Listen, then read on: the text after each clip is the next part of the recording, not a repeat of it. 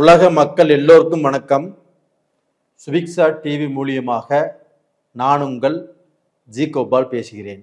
இன்னைக்கு நம்ம பேசக்கூடிய தலைப்பு என்னன்னா, செவ்வாய் பகவானின் பயிற்சி. அப்ப அந்த செவ்வாய் பகவான் ஆகப்பட்டது உங்களுடைய ராசிக்கு 7ஆம் இடத்துல அந்த செவ்வாய் பகவான் பயிற்சி ஆகிறாங்க. அப்போ பார்த்தீங்கன்னா, இப்போ நம்ம ரிஷப ராசிக்கு தான் இந்த பலனை சொல்ல போகிறோம்.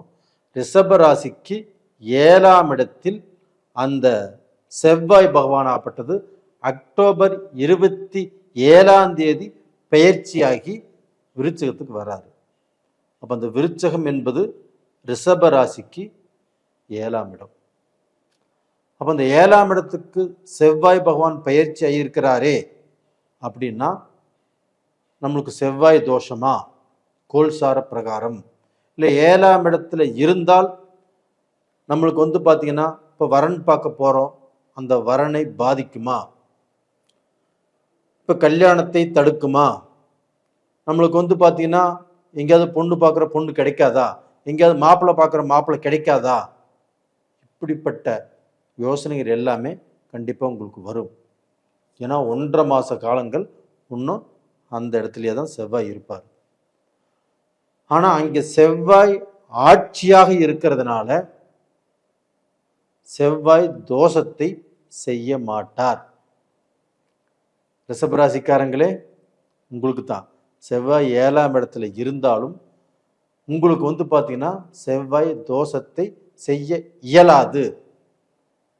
அப்போ அந்த தோஷத்துக்கு பதிலாக செவ்வாய் ஆட்சியாக இருந்து ரிஷப ராசிக்காரங்களுக்கு நீங்கள் பார்த்தீங்கன்னா தொட்டதெல்லாம் பொன்னாகும் சொல்லுவாங்க இல்லையா, அந்த மாதிரி காலகட்டம் தான் இப்போ நடப்பதற்கு ஆரம்பிச்சிருச்சு.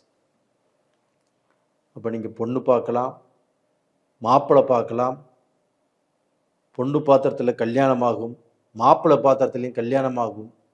அதுபோக நீங்கள் ரிலேஷன்ஷிப், ஒரு பொண்ணை காதலிக்கிறீங்க, இல்லை ஒரு பொண்ணு ஒரு பையனை காதலிக்குது, இது எப்படிதான் நம்ம வீட்டில் சொல்கிறது, நம்மளுக்கு எப்படி கல்யாணம் நடக்கும், எனக்கு பயமாக இருக்குது அப்படிங்கிற வேதனை பட்டுட்டு இருந்தாலும் இந்த பீரியடில் நீங்கள் சொன்னால் கண்டிப்பாக உங்களுடைய திருமணம் கைகூடி வருவதற்கான ஒரு அட்டகாசமான காலம். பயந்துக்கவே வேண்டாம், தைரியமாக சொல்லலாம். இது போக ரிஷபராசிக்காரங்களுக்கு குடும்ப வாழ்க்கையில் மனஸ்தாபம், மன கஷ்டம், குடும்பத்தில் குழப்பங்கள் இதெல்லாமே இருந்தாலும் 7ஆம் இடத்துல செவ்வாய் இருக்கிறதுனால, அங்கே செவ்வாய் ஆட்சி பெறுவதால் அந்த மனக்குழப்பமும் மன கஷ்டங்களும் கண்டிப்பாக தீரும். அப்போ பார்த்தீங்கன்னா இந்த பீரியட் ஆகப்பட்டது ரிஷபராசிக்காரங்களுக்கு வாழ்க்கையில் ஒரு நல்லது நடக்கிறதுக்கு, ஒரு புது வாழ்க்கையை ஆரம்பிப்பதற்கு, வாழ்க்கையில் இருக்கக்கூடிய பிரச்சனைகள் தீர்வதற்கு ஒரு அட்டகாசமான டைம். அது போக அந்த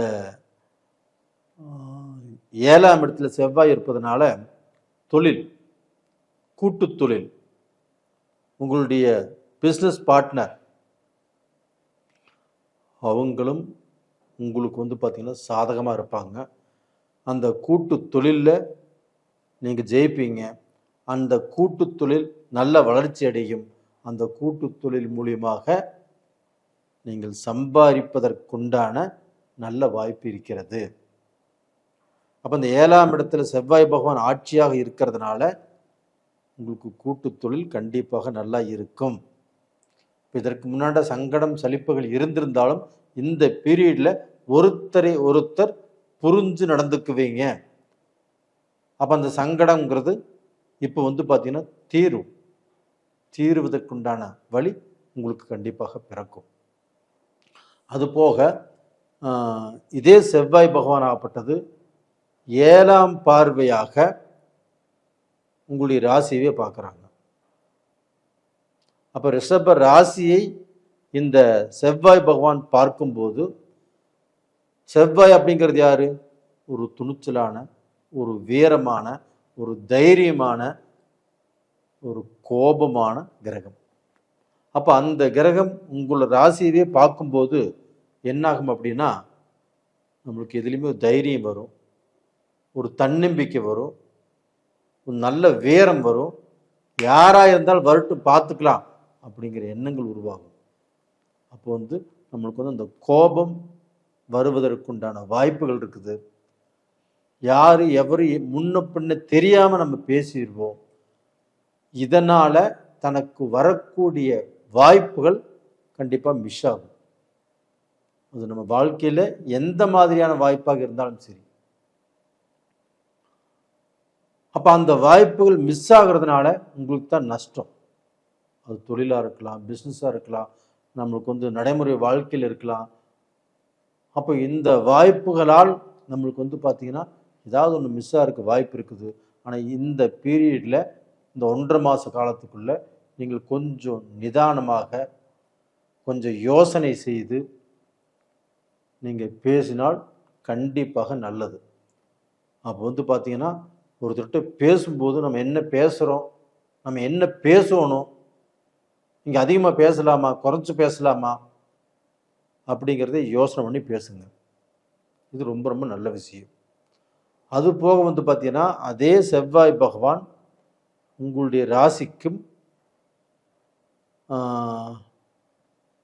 8ஆம் இடத்தை பார்க்குறாங்க.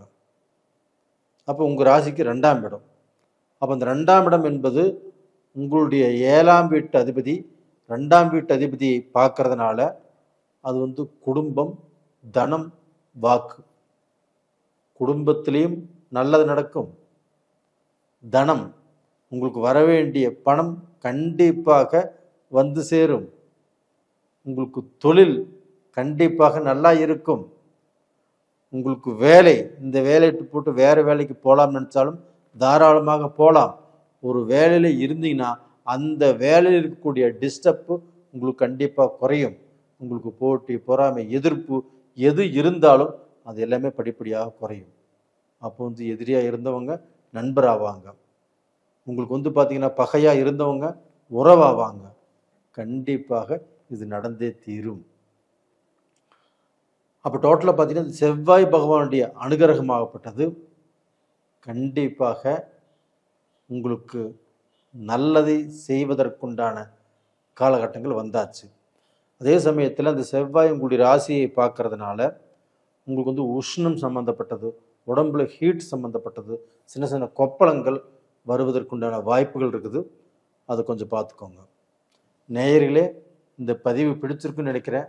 பிடிச்சிருந்தா லைக் பண்ணுங்கள், சப்ஸ்கிரைப் பண்ணுங்கள். நீங்கள் நிறைய ஜாதகங்கள் அனுப்பிச்சிருக்கிறீங்க. நிறைய பேர் நான் போட்ட வீடியோவை பார்த்து லைக் பண்ணியிருக்கிறீங்க, சப்ஸ்கிரைப் பண்ணியிருக்கிறீங்க. அதுபோக உங்களுடைய ஜாதகங்களையும் அனுப்பிச்சிருக்கிறீங்க. ரொம்ப ரொம்ப நன்றி உங்களுக்கு. நேயர்களே, உங்களிடமிருந்து விடைபெறுவது உங்களின் ஜி கோபால். நன்றி, வணக்கம்.